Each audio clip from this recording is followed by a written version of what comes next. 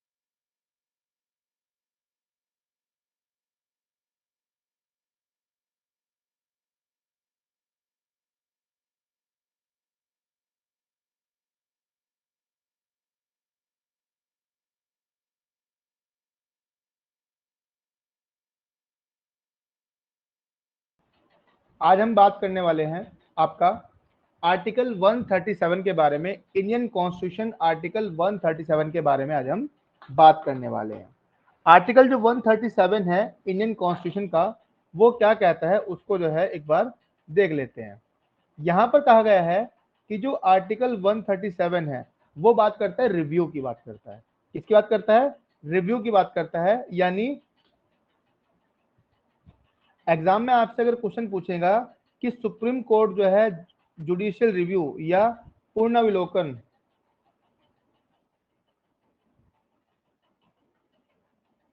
ठीक है, पुनर्विलोकन कहां पर दिया गया है, यानी सुप्रीम कोर्ट का जो है सर्वोच्च न्यायालय की जो है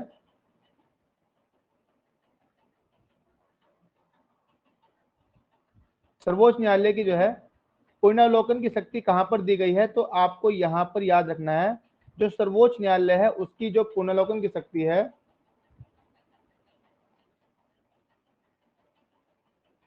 वो आपका अनुच्छेद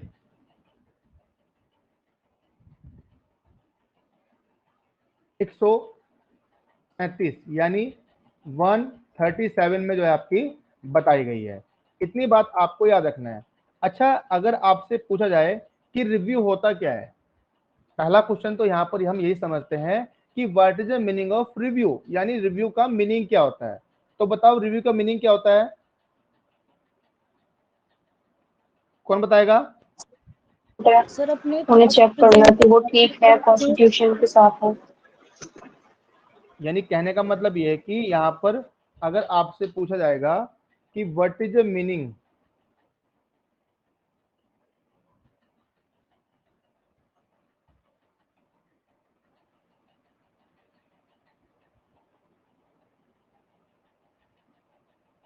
सर जिस केस में हम अपील नहीं कर सकते उसमें हम डिवीजन कर सकते हैं। रिवीजन की बात नहीं हो रही है यहाँ पर। सर रिव्यू देना मतलब अपने थॉट प्रेजेंट करना, जैसे कि कोई भी चीज है उसका हम रिव्यू कर रहे हैं, एक तरह से रिव्यू दे रहे हैं। अच्छा, और बताओ शगुन, आप बताओ क्या बता रही थी? शगुन आप बताओ क्या बता रही थी? सर जो पार्लियामेंट ने रूल्स बनाया है या फिर जो भी लोअर कोर्ट्स की जजमेंट है उन सबको रिव्यू करना, चेक करना कि वो सही है या नहीं है। यहाँ पर जो है जो रिव्यू की बात हो रही है, यहाँ पर जो रिव्यू की बात हो रही है वो कौन से रिव्यू की बात हो रही है, किसके रिव्यू की बात हो रही है, ये बताओ। उच्चतम न्यायालय के। हाँ, यानी कहने का मतलब ये है कि यहाँ पर जो है हाई कोर्ट को क्या है, सुप्रीम कोर्ट को पावर है कि अगर वो कोई ऐसे निर्णय देता है, ठीक है, वो कोई ऐसे निर्णय देता है या संसद द्वारा कोई ऐसी लॉ बनाई जाती है और उसको चेक करने के लिए कि वास्तव में ऐसी जो लॉ बनाई गई है वो पब्लिक वेलफेयर के लिए, पब्लिक हित के लिए है या नहीं है, या पब्लिक के विरुद्ध तो नहीं है, तो उसके लिए जो पावर दी गई है वो सुप्रीम कोर्ट को दी गई है। और कहां पर दी गई है, तो आर्टिकल 137 में दी गई है। चलो एक बार पढ़ो शिवांगी, इसको रीड करो। 137 review of judgment or orders by the Supreme Court subject to the provisions of any law made by the Parliament or any rules made under Article 145. The Supreme Court shall have power to review any judgment pronounced or order made by it. देखो यहाँ पर क्या कहा गया है कि संसद द्वारा बनाए गए विधि, यानी कहने का मतलब यह है कि अगर कोई नियम या कोई विधि है, कोई ऐसी विधि जो या तो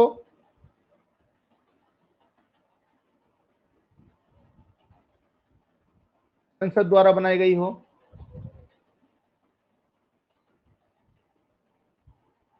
या उसके अलावा अनुच्छेद 145 आर्टिकल 145 के अकॉर्डिंग कोई लॉ बनाया गया हो, कोई जो है नियम बनाया गया हो, तो यहाँ पर उसके अधीन रहते हुए उच्चतम न्यायालय को अपने द्वारा सुनाए गए निर्णय या दिए गए आदेश का पुनर्लोकन करने की शक्ति है। इट मीन्स कहने का मतलब ये है कि जहां पर ये जो सुप्रीम कोर्ट है, जो यहाँ पर ये आपका उच्चतम न्यायालय की बात की गई है, उसको दो पावर दी गई है, दो जगह उसकी जो है पावर बताई गई है। क्या क्या? एक तो पहली ये कि मान लो अगर संसद के द्वारा कोई ऐसी विधि बनाई जाती है, ठीक है, संसद के द्वारा कोई ऐसा जो है विधि बनाई जाती है, तो उसकी जो रिव्यू करने की पावर है वो किसके पास है? सुप्रीम कोर्ट के पास है। या फिर आर्टिकल 145 के अकॉर्डिंग जो है सुप्रीम कोर्ट ने कोई जजमेंट दिया है, कोई ऑर्डर दिया है, ठीक है, कोई जो है नियम आदि बनाया है, तो उसके विषय में भी क्या है, उसके विषय में भी जो है यहाँ पर सुप्रीम कोर्ट को पावर दी गई है किस बात की, कि वो चाहे तो जो है अपने ही निर्णयों का क्या कर सकता है, जुडिशियल रिव्यू कर सकता है। पुनर्लोकन का मतलब होता क्या है? पुनर्लोकन का मतलब कोई ओपिनियन नहीं होती, कोई रिवीजन नहीं होती। पुनर्लोकन का मतलब ये होता है कि जैसे मान लो हमने किसी मामले में कोई निर्णय दे दिया। अब एग्जाम्पल के लिए इसको समझते हैं छोटा सा एग्जाम्पल के साथ। जैसे कोई ए व्यक्ति है, ठीक है, ए व्यक्ति का कोई मामला जो है सुप्रीम कोर्ट में चल रहा है, ठीक है, और इसमें बी व्यक्ति पार्टी है, भाई वादी और प्रतिवादी दो लोग हैं।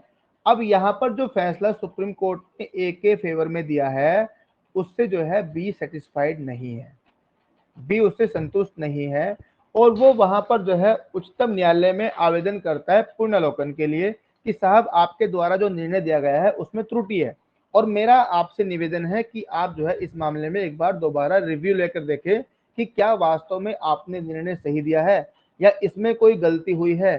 तो यहाँ पर जो सुप्रीम कोर्ट होगा वो उस मामले में क्या लेगा? रिव्यू लेगा। और हमेशा याद रखना रिव्यू सेम कोर्ट में होता है, ठीक है, रिव्यू सेम कोर्ट में होता है, याद रखना।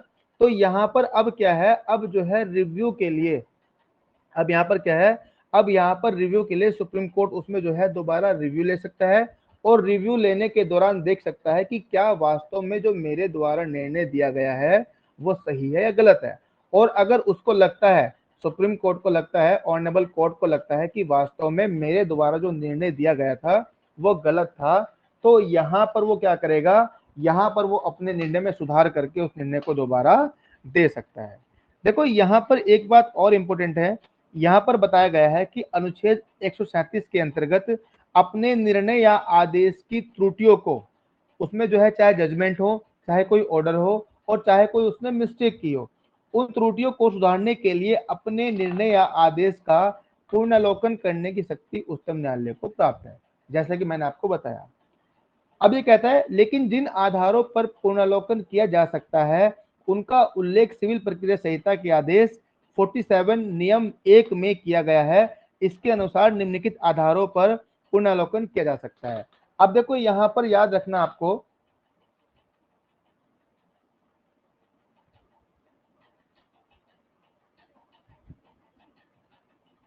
एक सेक्शन है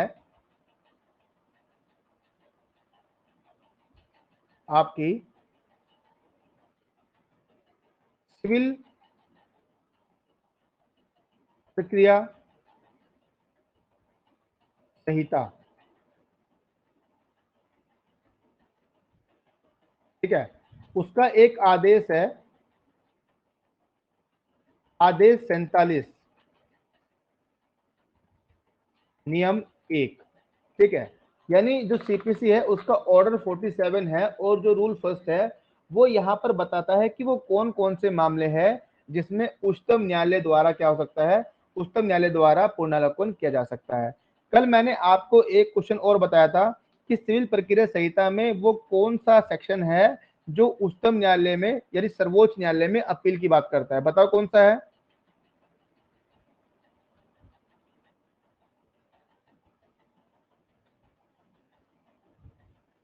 132। 132 कौन सा है? वो सीपीसी में है सर 132।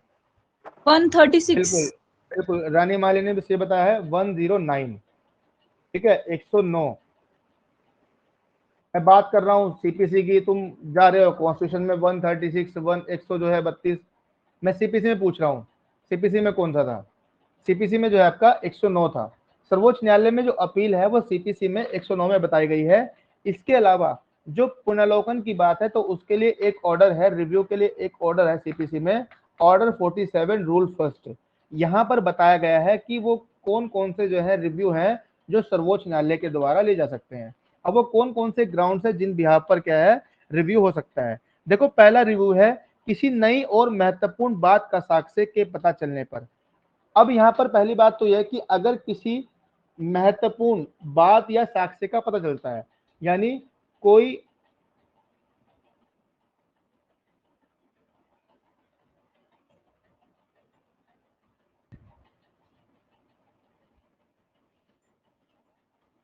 कोई नया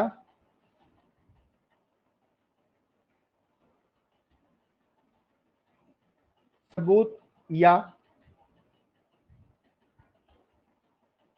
किसी नए बात के पता चलने पर। इट मीन्स पहली बात तो यह है कि जो रिव्यू होता है वो किन किन आधार पर होता है।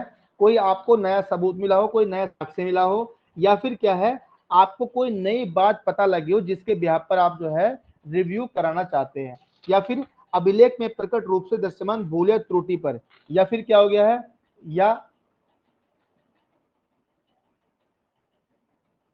आदेश या निर्णय में कोई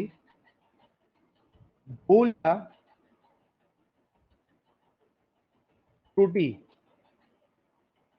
हो गई हो, या फिर क्या है, या फिर कोई आप जैसे सुप्रीम कोर्ट ने कोई ऑर्डर दिया है या कोई जजमेंट दिया है और उसमें क्या है, उसमें आपका कोई मिस्टेक हो गई हो, कोई मिस्टेक हो गई हो या कोई भूल हो गई हो जिस कारण से क्या हुआ, निर्णय जो है सही रूप से नहीं हो पाया है, या उसके अलावा कोई पर्याप्त आधार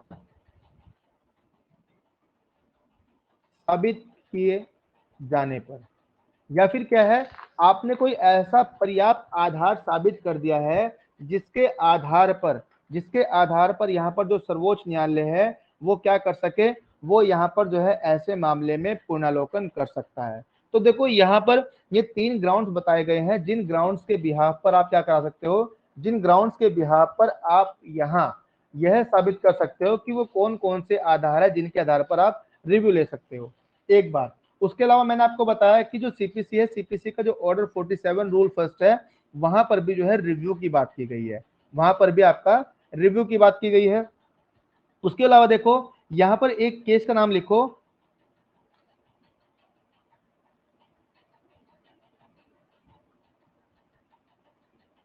एक केस का नाम है हरियाणा राज्य बनाम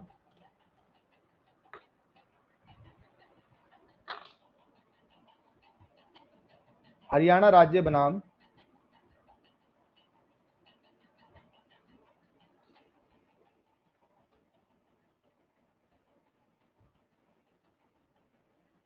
प्रेमचंद्र और अन्य।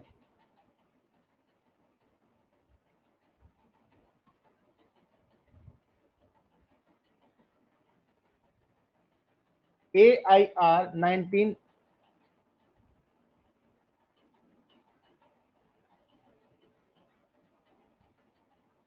90। ठीक है, इस मामले में क्या हुआ देखो, इस मामले को लिखो के मामले में उच्चतम न्यायालय ने अभिनिर्धारित किया है कि के मामले में उच्चतम न्यायालय ने अभिनिर्धारित किया है कि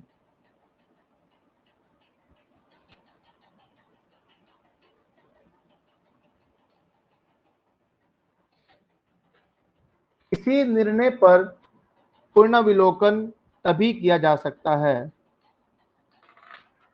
किसी निर्णय का पुनर्विलोकन तभी किया जा सकता है जब अभिलेख पर कोई त्रुटि प्रतीत होती है। जब अभिलेख पर कोई त्रुटि प्रतीत होती है और उसे दूर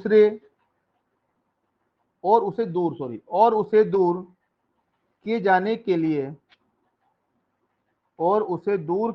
के लिए निर्णय का पुनर्विलोकन आवश्यक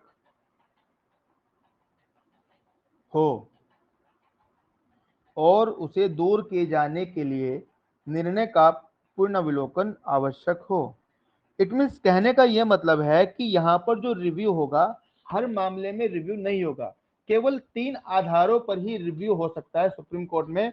कौन कौन से हैं? पहला, जब आपको कोई नया साक्ष्य मिला हो या कोई नई बात पता चली हो। दूसरा, अभिलेख के में प्रकट रूप से दृश्यमान कोई भूल या त्रुटि हो गई हो।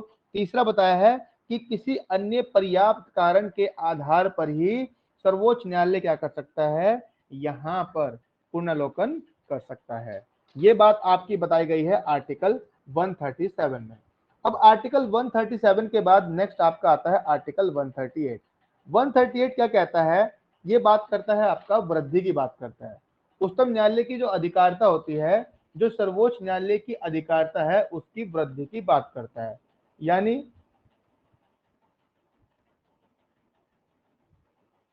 उच्चतम न्यायालय की अधिकारिता में वृद्धि।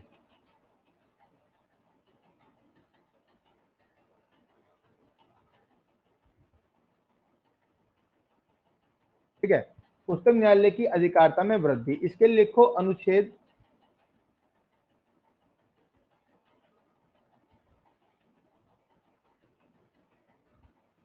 138। एक क्वेश्चन ये बनेगा कि एग्जाम में पूछ लिया कि उच्चतम न्यायालय की अधिकारिता में वृद्धि के बारे में कहां पर बताया गया है। तो आप लोगों को याद रखना है आर्टिकल 138 जो है उच्चतम न्यायालय की जो है जुडिक्शन में क्या करता है, इंक्रीजमेंट की बात करता है। पढ़ो शिवांगी, क्या कहता है ये? 138 Enlargement of the jurisdiction of the Supreme Court. Clause 1. The Supreme Court shall have such further jurisdiction and power with respect to any of the matters in the Union list as Parliament may by law confer. देखो यहाँ पर क्या है, मैंने आपको बताया था कि 3 लिस्ट होती हैं, 3 जो है सूचियां होती है। कौन कौन सी होती हैं बताओ, नाम बताओ कौन कौन सी है वो? संघ सूची, राज्य सूची और समवर्ती सूची। बिल्कुल, यूनियन लिस्ट, स्टेट लिस्ट और कंकरंट लिस्ट, 3 प्रकार की लिस्ट होती हैं। अब यहाँ पर लिखा है कि उच्चतम न्यायालय को संघ सूची के विषय में से किसी के संबंध में ऐसी अतिरिक्त अधिकारिता और शक्तियां होंगी जो संसद विधि द्वारा प्रदान करे। यानी कहने का मतलब ये है कि जो पार्लियामेंट है और पार्लियामेंट के द्वारा जो यूनियन लिस्ट बनाई जाती है और यूनियन लिस्ट में कोई ऐसा विषय है जिस पर जो है सर्वोच्च न्यायालय सुप्रीम कोर्ट का जुडिक्शन नहीं है, लेकिन यहाँ पर अगर संसद चाहे तो उसे ऐसे विषय के बारे में भी क्या दे सकता है, जुडिक्शन सौंप सकता है। किसको? सुप्रीम कोर्ट को। कि मान लो जैसे कोई विषय है और उस विषय के बारे में कह दिया गया है कि भाई सुप्रीम कोर्ट इस पर इंटरफेरेंस नहीं करेगा, इस पर इंटरफेरेंस सुप्रीम कोर्ट नहीं करेगा, केवल और केवल जो है इस पर जो है कोई अदर बॉडी क्या करेगी, इंटरफेरेंस करेगी। लेकिन अगर पार्लियामेंट चाहे तो जो सुप्रीम कोर्ट है उसके जो है जुडिक्शन को एक्सटेंड कर सकता है, बढ़ा सकता है और सुप्रीम कोर्ट को वो पावर दे सकता है उस विषय में जो उसके पास नहीं थी। कहने का मेरा साफ साफ मतलब यह है कि संसद चाहे तो उच्चतम न्यायालय की अधिकारिता में वृद्धि कर सकता है और ऐसे विषयों के बारे में उसको शक्ति दे सकता है जो उसके अंडर नहीं भी है उसके बारे में। सेकंड पढ़ो उसका। Clause 2. The Supreme Court shall have such further jurisdiction and power with respect to any matter as the Government of India and the Government of any state may by special agreement confer if Parliament by law provides for the exercise of such jurisdiction and the powers by the Supreme Court. देखो ये कहता है कि यदि संसद विधि द्वारा, संसद ने जो है क्या किया, विधि द्वारा उच्चतम न्यायालय द्वारा ऐसी अधिकारिता और शक्ति का प्रयोग का उपबंध करती है। अब मान लो यहाँ पर जो है पार्लियामेंट ने क्या किया, पार्लियामेंट ने जो है पावर दे दी किसको, सुप्रीम कोर्ट को, और उसने यूज भी कर ली।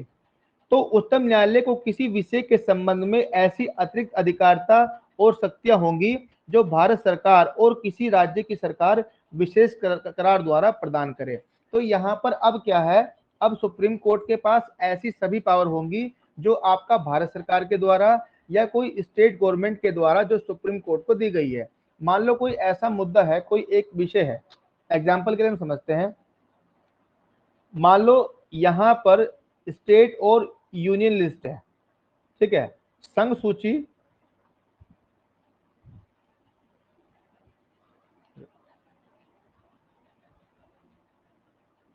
संघ सूची और राज्य सूची, उनके विषय में कोई डिस्प्यूट है, दोनों को जो है किसी मामले में डिस्प्यूट है और उन्होंने उसमें जो है उसका इन्वॉल्व कर लिया, किसको, सुप्रीम कोर्ट को इन्वॉल्व कर लिया और सुप्रीम कोर्ट को बोल दिया कि तुम अब इसको जो है तुम मोनेटाइज करो, इसको तुम टैकल करो अपने हिसाब से। तो यहाँ पर सुप्रीम कोर्ट को वो सब पावर होंगी, कौन कौन सी, जो एक तो संघ सूची यानी भारत सरकार के द्वारा दी गई है, दूसरी आपकी जो है राज्य सरकार के द्वारा प्रदान की गई है। इट मीन्स कहने का मतलब ये है कि अब यहाँ पर जो सुप्रीम कोर्ट का जुरिडिक्शन है, जो पावर है वो बढ़ जाएगी और ऐसी पावर जो राज्य सरकार के द्वारा या संघ सूची के द्वारा या भारत सरकार के द्वारा सुप्रीम कोर्ट को दी गई है, तो अब सुप्रीम कोर्ट क्या कर सकता है, अपनी शक्ति का प्रयोग करते हुए उस चीज को टैकल कर सकता है। इसमें केवल इतने बताया गया है और कोई बात इंपॉर्टेंट नहीं है। इसके बाद देखो यहां पर जो है नेक्स्ट आता है आर्टिकल 139।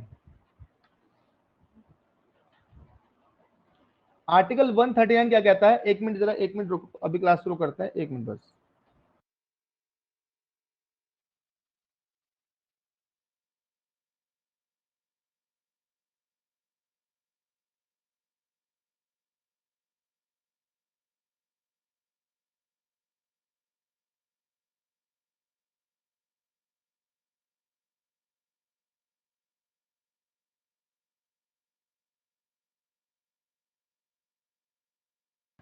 चलिए, एक्चुअली मैंने ब्रेक इसलिए लिया था क्योंकि मेरा माउस काम नहीं कर रहा था। अब ठीक है। देखो अब हम पढ़ेंगे आपका जो है आर्टिकल 139। आर्टिकल जो 139 है ये किस बारे में बात करता है, जैसे कि मैं पहले ही बता चुका हूं, ये कहता है कि कुछ रिट निकालने की शक्तियों का उच्चतम न्यायालय को प्रदत्त किया जाना। देखो यहाँ पर आपको पता है जो रिट्स होती हैं वो कौन कौन निकालता है, पहले तो आप मुझे ये बताओ, रिट्स निकालने की पावर किस किस को है? हाई कोर्ट और सुप्रीम कोर्ट। हाई कोर्ट और सुप्रीम कोर्ट। हाई कोर्ट जो है किस आर्टिकल के अकॉर्डिंग रिट निकालता है? 226। 226 सुप्रीम कोर्ट 32। और ये आर्टिकल 32, ये 226 है।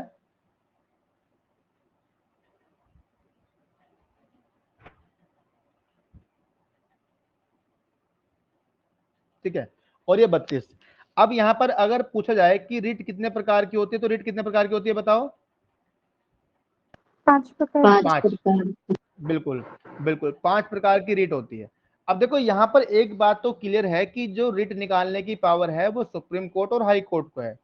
हाई कोर्ट जो है 226 के अकॉर्डिंग निकालता है और जो सुप्रीम कोर्ट है वो आर्टिकल 32 के अकॉर्डिंग रिट निकालता है। लेकिन यहाँ पर 139 का रोल क्या है?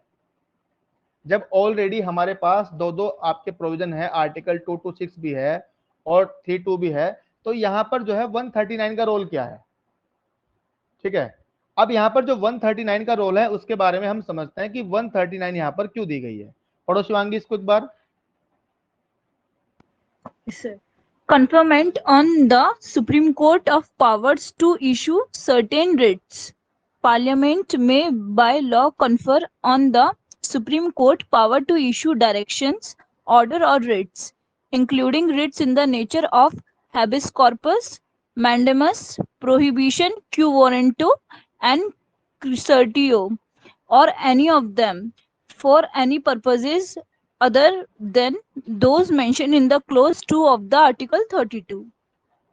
देखो यहाँ पर जो है थोड़ी सी इसमें जो है टेक्निकलिटी है, थोड़ा सा इसमें जो है इसने कुछ अलग से बताया गया है।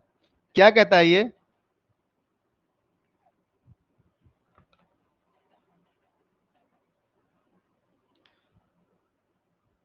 यहां पर कहा गया है आपका कि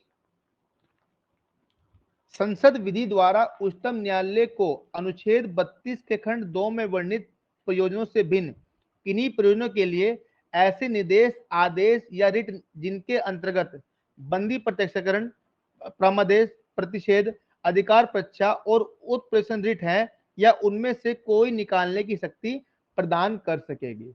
अब यहां पर तो इसने कहा है कि संसद को पावर है, सॉरी इसको यहां पर सुप्रीम कोर्ट को पावर है कि वो सब रीट जो बताई गई है कहां पर आर्टिकल 139 के अकॉर्डिंग, उसके अकॉर्डिंग रीट निकाल सकती है। लेकिन इसमें इसने कहा है कि अनुच्छेद 32 के खंड 2 में वर्णित प्रयोजनों से भिन्न किन्हीं प्रयोजनों के लिए, यानी जो प्रयोजन हमने आर्टिकल, एक बार जरा आर्टिकल 32 का जो है क्लोज 2 ओपन करें सभी लोग। आर्टिकल 32 क्लोज 2 पढ़ो जरा इसको एक बार हिंदी में, कोई हिंदी में पढ़ना है इसको।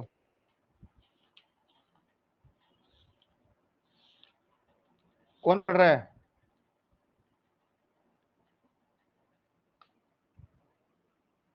देखो यहां पर लिखा हुआ है कि इस भाग द्वारा प्रदत्त अधिकारों में से किसी को प्रवर्तित कराने के लिए उच्चतम न्यायालय को ऐसे आदेश, निर्देश या आदेश या रिट जिनके अंतर्गत बंदी, प्रत्यक्षकरण, प्रामादेश, प्रतिषेध, अधिकार परीक्षा और उत्प्रेषण रिट है जो भी समुचित हो निकालने की शक्ति होगी।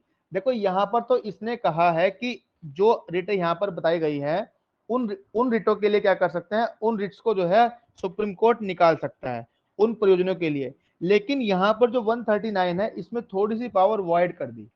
सुप्रीम कोर्ट की जो पावर है थोड़ी सी क्या कर दी, इसमें बढ़ा दी है। कैसे बढ़ा दी है अब वो सुनो। पहले बताओ आर्टिकल 32 का जो क्लोज 2 है उसका जो है टाइटल आपको समझ में आया? राइज योर हैंड अगर आपको समझ में आया तो बताओ भाई। आर्टिकल 32 क्लोज 2 क्या कहता है? वो ये तो कहता है कि भाई आपको रिट निकालने की पावर है। लेकिन यही बात आर्टिकल 139 भी कह रहा है, लेकिन 139 में डिफरेंट क्या है? पढ़ो जरा अन्नपूर्णा, आप पढ़ो। सर आर्टिकल 139 पढ़ना है जी। आर्टिकल 139 कुछ रिट निकालने की शक्तियों का उच्चतम न्यायालय को प्रदत्त किया जाना। संसद विधि द्वारा उच्चतम न्यायालय को अनुच्छेद 32 के खंड 2 में वर्णित प्रयोजनों से भिन्न किन्हीं प्रयोजनों के लिए ऐसे निर्देश, आदेश या रिट जिनके अंतर्गत बंदी, प्रत्यक्षीकरण, परमादेश, प्रतिषेध, अधिकार परीक्षा और उत्प्रेषण रिट है या उनमें से कोई निकालने की शक्ति प्रदान कर सकेगी। देखो वहां पर क्या है। अच्छा अब आप मुझे बताओ इन दोनों में डिफरेंट क्या है? चलो आप लोगों से पूछता हूं। इन दोनों में एक माइनर डिफरेंट है, बहुत माइनर सा डिफरेंट है, लेकिन इसको समझ नहीं पाते। बताओ क्या डिफरेंट है? बहुत मजे की चीज है ये, आप लोगों को इंटरेस्टिंग लगेगा सुनने में सर भी। वो फंडामेंटल राइट्स के अंदर आ रहा है। अच्छा, और ये फंडामेंटल राइट्स में तो नहीं है। वहां पे सुप्रीम कोर्ट बाउंड है कि अगर रिट इशू करी है तो उसे सुननी पड़ेगी। चलो एक बात तो आपने, एक तो डिफरेंट आपने करा कि वो फंडामेंटल राइट्स के पार्ट के अंदर आ रहा है, ये फंडामेंटल राइट्स के पार्ट के अंदर नहीं आ रहा है, चलो इसको मान लेते हैं। और इसके अलावा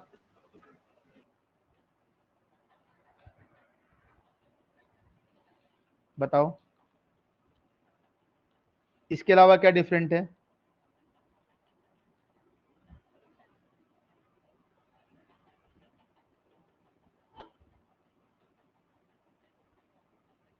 और बताओ,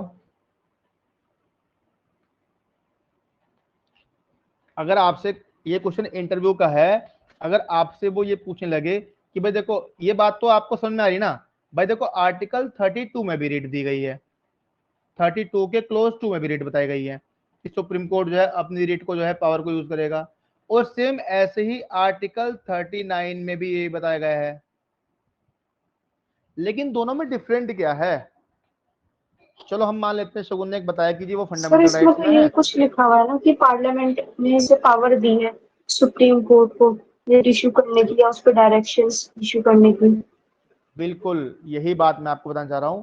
यहां पर क्या है, जो आर्टिकल 32 है, आर्टिकल 32 में ये नहीं बताया गया कि पावर किसने दी है, लेकिन ये बताया गया है कि सुप्रीम कोर्ट को जो है अपनी पावर यूज करने की जो है शक्ति है। ये सुप्रीम कोर्ट की पावर बताई गई है कि सुप्रीम कोर्ट पावर जो है, सुप्रीम कोर्ट अपनी जो है पावर का यूज कर रहा है। लेकिन अगर हम बात करें 139 की, तो 139 में बताया गया है कि जो पार्लियामेंट है, यानी जो संसद है,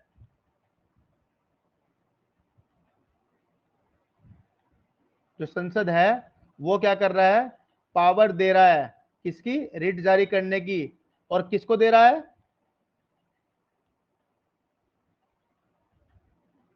सुप्रीम कोर्ट को। उच्चतम तो न्यायालय इट को। मींस, बिल्कुल, तो इट मींस कहने का मतलब यह है कि अगर क्वेश्चन इस तरह से बने एग्जाम में, देखो बच्चों को कंफ्यूज करने के लिए क्वेश्चन किस तरह से बनेगा, यहाँ पर क्वेश्चन इस तरह से बनेगा कि अगर पूछता है कि सुप्रीम कोर्ट की रिट जारी करने की शक्ति कहां पर है, तो वो आर्टिकल 32 क्लोज 2 में है, या आप 32 भी बोल सकते हो जैसे आप बोलते हो।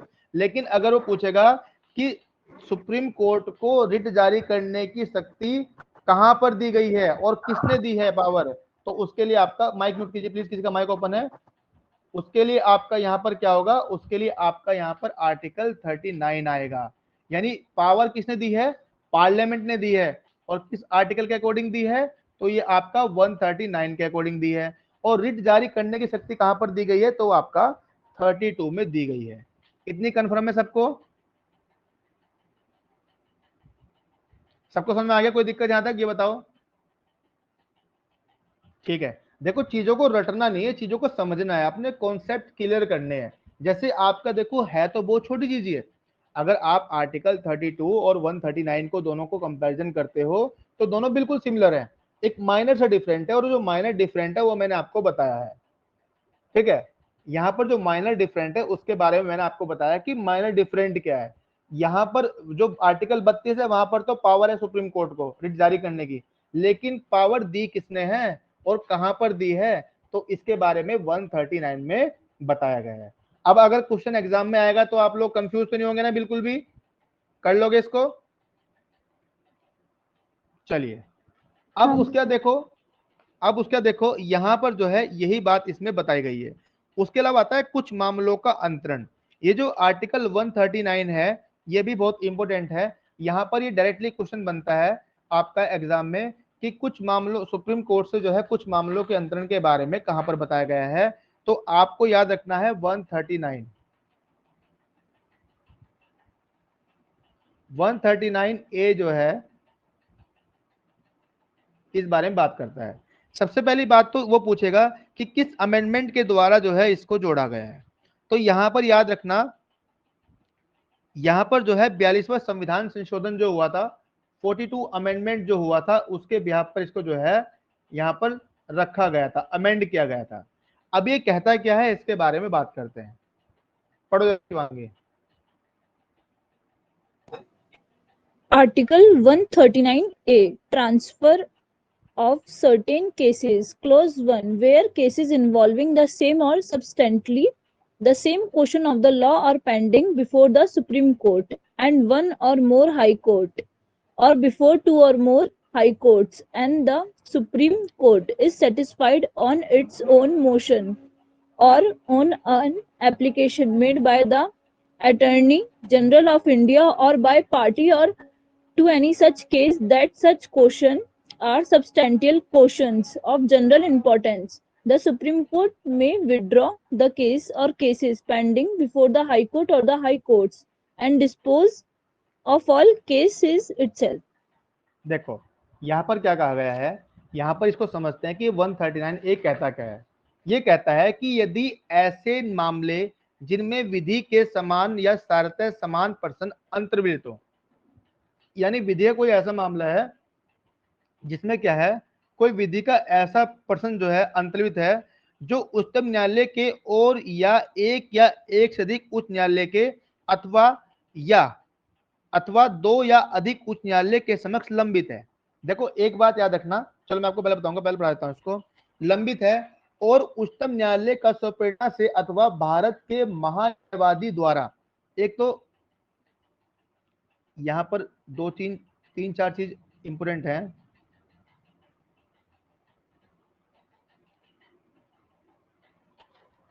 एक तो उसने कहा है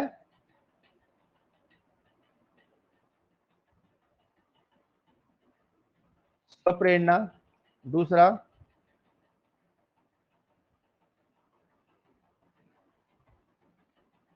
भारत के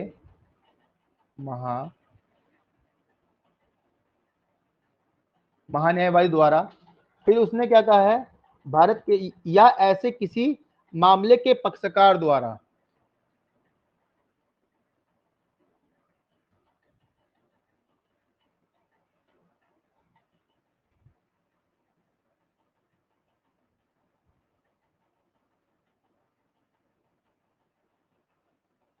मामले के पक्षकार द्वारा किए गए आवेदन पर यह समाधान हो जाता है कि ऐसे पर्सन व्यापक महत्व के सारवान सब्सटेंशियल पर्सन हैं, तो उच्चतम न्यायालय उस उच्च न्यायालय या उन उच्च न्यायालयों के समक्ष लंबित मामले या मामलों को अपने पास मंगा सकेगा और उन सभी मामलों को स्वयं निपटा सकेगा। इसका मतलब क्या है, इसको हम समझते हैं। यहां पर देखो, मैं आपको एक बहुत सिंपल लैंग्वेज में इसको समझाने की कोशिश करूंगा। एक सुप्रीम कोर्ट है, ठीक है, और उसके नीचे हाई कोर्ट है कोई। अब इस हाई कोर्ट में कोई मामला पेंडिंग पड़ा हुआ है, ठीक है, उस कोर्ट में कोई मामला पेंडिंग पड़ा हुआ है और कोई ऐसा प्रश्न है या कोई ऐसा मामला है जिसका निपटारा हाई कोर्ट करने के लिए मुझे कैपेबल नहीं लग रहा है, जिसका निपटारा करने के लिए मुझे हाई कोर्ट नहीं लग रहा सक्षम है। तो यहाँ पर तीन चीजें हैं, यहाँ पर तीन चीजें हैं। एक क्या, या तो सुप्रीम कोर्ट स्वयं उस मामले को अपने पास बुला लेगा कि भाई ये मामला तुम मुझे दे दो, तुम्हारे बस का नहीं है, इसको क्या करूंगा, इसको मैं जो है इसको मैं सोल्व करूंगा इस केस को, पहली बात। दूसरा क्या है, या फिर वो भारत के महान्यायवादी ये वाले जो हैं साहब, ये क्या करेंगे, सुप्रीम कोर्ट में आवेदन करेंगे कि साहब हाई कोर्ट में एक मामला चल रहा है और वो मामला ऐसा है कि उस मामले में मुझे नहीं लग रहा हाई कोर्ट जो है कैपेबल है उसका निपटारा करने के लिए। तो भारत के महान्यायवादी के आवेदन पर भी क्या हो सकता है, मामले को जो है अपने पास मंगा सकता है, या फिर उस मामले से जो संबंधित पक्षकार है उसके आवेदन पर भी ऐसे मामले को सुप्रीम कोर्ट क्या कर सकता है, अपने पास मंगा सकता है। एक कंडीशन तो ये है कि जहां पर सुप्रीम कोर्ट है और एक हाई कोर्ट है, हाई कोर्ट में कोई मामला पेंडेंसी में है और जो हाई कोर्ट है वो कैपेबल नहीं है ऐसे मामले को सुलझाने के लिए। तो यहाँ पर तीन चीजें हैं, या तो हाई कोर्ट जो है सुमोटो स्वप्रेरणा से जो है उसको मंगा लेगा अपने पास, या फिर भारत के महान्यायवादी से मंगा सकता है एप्लीकेशन करने पर, या फिर अगर पक्षकार ने इस प्रकार आवेदन किया है तो भी क्या है, तो भी वो उस मामले को ऐसे यहाँ पर बुला सकता है। या फिर कोई मामला ऐसा है जो दो हाई कोर्टों के जुडिक्शन में है, ठीक है, कोई मामला जो है ऐसा है जो दो हाई कोर्ट्स के जुडिक्शन में है और यहाँ पर ये समझ नहीं आ रहा, जो मतभेद है वो इस बात का है कि मामला जो है किस हाई कोर्ट में चलेगा, ठीक है। जहां पर ये दोनों कंट्रडिक्शन है वहां पर भी सुप्रीम कोर्ट को पावर है कि वो क्या कर सकता है, वो यहां से जो है मामले को क्या कर सकता है, अपने पास मंगा सकता है। इतनी बात क्लियर है? पहले ये बताओ, इतना सभी को क्लियर है? ठीक है, यानी वो तीनों प्रोसेस जो आपके सिंगल कोर्ट में थे, यानी दो हाई कोर्ट्स हैं, दो हाई कोर्ट्स ऐसे आपस में लड़ रहे हैं, ये कह रहे हैं कि मैं करूंगा, तो सुप्रीम कोर्ट यहाँ सुमोटो से या Bharat attorney general of India के जो है आवेदन पर या मामले के पक्षकार के आवेदन पर क्या कर सकता है, उस मामले को अपने पास बुला सकता है और बुलाकर जो है उसका निर्णय कर सकता है। ये तो बात हुई आपकी जो है सुप्रीम कोर्ट की, यानी सुप्रीम कोर्ट के पास पावर है कि वो दो हाई कोर्ट में मान लो इस प्रकार का मामला चल रहा है, तो उनमें से किसी या तो एक को दे देगा या तो इसको दे सकता है, इसको भी दे सकता है, लेकिन अगर वो इसको नहीं दे रहा है तो वो क्या कर सकता है, अपने पास भी बुला सकता है। यानी सुप्रीम कोर्ट को पास पावर है कि कुछ भी हाई कोर्ट के मामले को क्या कर सकता है, हाई कोर्ट के मामले को अपने पास बुला सकता है। यानी दो अगर हाई कोर्ट आपस में लड़ रहे हैं तो वहां पर जो है सुप्रीम कोर्ट ऐसे मामले को अपने पास बुला सकता है। और मान लो किसी राज्य का हाई कोर्ट है, हालांकि यहाँ पर दिया हुआ नहीं, मैं आपको बता रहा हूँ, मान लो किसी राज्य का हाई कोर्ट है और उसके नीचे दो जो है आपके दो डीजे कोर्ट हैं, दो डिस्ट्रिक्ट जज हैं या डिस्ट्रिक्ट कोर्ट है, तो वहां पर जो है वहां पर इसी प्रकार हाई कोर्ट के पास पावर है, वो चाहे तो ऐसे मामले को अपने पास बुला लेगा या चाहे तो दोनों में से किसी एक को जो है ऐसे मामले को दे देगा। इतनी बात सबको क्लियर है, बताओ। ठीक है, देखो अगर मामला एक स्टेट का हो तो हाई कोर्ट को पावर है, और मामला अगर अलग अलग स्टेट्स का हो तो यहाँ पर जो है सुप्रीम कोर्ट को पावर दी गई है। इतनी बात आपको यहाँ पर याद रखनी है। उसके बाद देखो यहाँ पर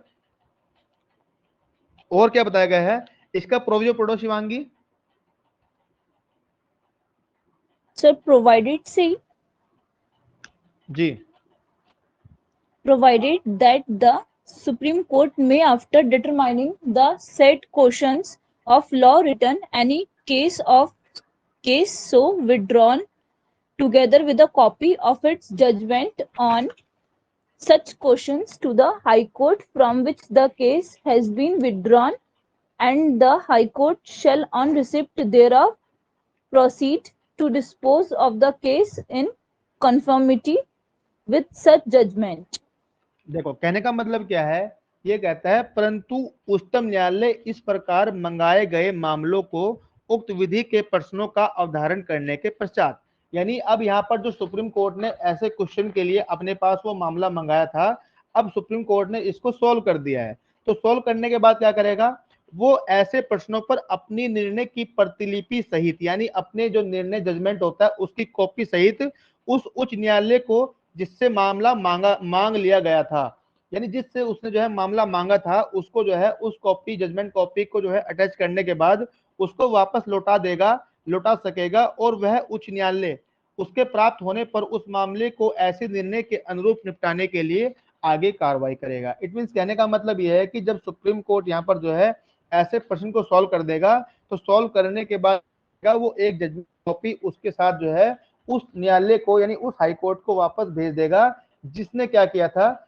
जिसके यहाँ से जो है ये मामला आया था, और वो जो हाई कोर्ट है वो क्या करेगा, वो उसकी डायरेक्शन को फॉलो करते हुए सुप्रीम कोर्ट की ऐसे मामले को जो है उसी के अनुरूप निपटा देगा। तो ये बात आपकी यहाँ पर जो है इसमें बताई गई है। अब नेक्स्ट पढ़ो इसका close to. Clause 2. The Supreme Court may, if it deems it expedient so to do, for the ends of justice, transfer any case, appeal, or other proceedings pending before any high court to any other high court. देखो यहाँ पर एक बात और बताई गई है जो मैंने आपको स्टार्टिंग में बताई थी कि यहाँ पर हो सकता है कि मान लो सुप्रीम कोर्ट को लगे कि भाई ये कोर्ट जो है कैपेबल नहीं है ऐसा जो है फैसले को निपटाने के लिए, लेकिन सुप्रीम कोर्ट चाहता है कि मैं भी इस मामले को अपने पास ना मंगाऊं, तो यहाँ पर उसके पास पावर है सुप्रीम कोर्ट के कि वो एक कोर्ट से जो है दूसरे हाई कोर्ट, यानी एक हाई कोर्ट से जो है दूसरे हाई कोर्ट में मामले को जो है क्या कर सकता है, ट्रांसफर कर सकता है, और उनको ऑर्डर देगा कि भाई तुम जो है इस मामले का क्या करो, इस मामले का निपटारा करो। तो इसी प्रकार देखो आर्टिकल जो हमने पढ़ा 139 को जो है कंप्लीटली पढ़ लिया है और समझ भी लिया है। सभी लोगों को लेक्चर समझ में आया, बताइए। ठीक है, तो देखो यहां तक हमने जो है आर्टिकल 139A तक कंप्लीटली पढ़ लिया है। कल हमारा चलेगा आर्टिकल 140। ठीक है, कल हम पढ़ेंगे आर्टिकल 140। चलिए फिर आज के लिए इतना ही पढ़ते हैं, बाकी फिर मिलते हैं नेक्स्ट क्लास में। तब तक के लिए goodbye, have a nice day.